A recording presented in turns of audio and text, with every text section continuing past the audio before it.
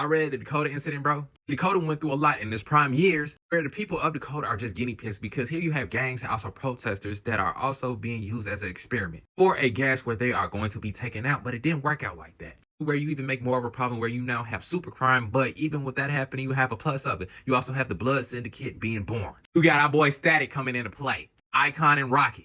Also Hardware, who are sitting here and trying to take the fight towards crime. Or they're making an impact, but then there's a downside. Edwin proceeded to be unalive in the process when Hardware pulls up. With him being unalive, that will make all the superheroes in Dakota the prime suspect. Where you now have the government on their radar, and now you have Lex Luthor wanting to get involved. Them also sending out the Suicide Squad in the process, which to me was just diabolical because all these heroes that are sitting here and making sure Dakota is protected and also not facing the repercussions of violence within Dakota shows you that the government doesn't care that they are solving a problem. They just want to be in control at the end of the day. It's causing all this chaos within Dakota. I just find it diabolical when the Hardware proceeded to tell Bronze Tiger, I used to look up to you. Now you just a Wallace attack dog. She pretty much calling you a house nigga. Where now we have the Justice League getting involved. And it just sucks to see Black Lightning as a pawn when it came down to them having this meeting. Somebody they sit there and send it to them like, hey, just keep them down because clearly they can relate to you. And granted, I understand where Icon is coming from, but you also got to consider the fact that if you react out of emotion, the only thing you're going to do is make it seem as if they're doing the right thing from the start. But what even made it more funny was Hardware's like, hey, yo, we can take them all on, but Icon like, hey, yo, bro, we need to calm down and go ahead and sign. But you could tell Luthor just gloating about, and right then and there, it just made me hate his ass even more. Mr. Clean, bald-headed ass villain.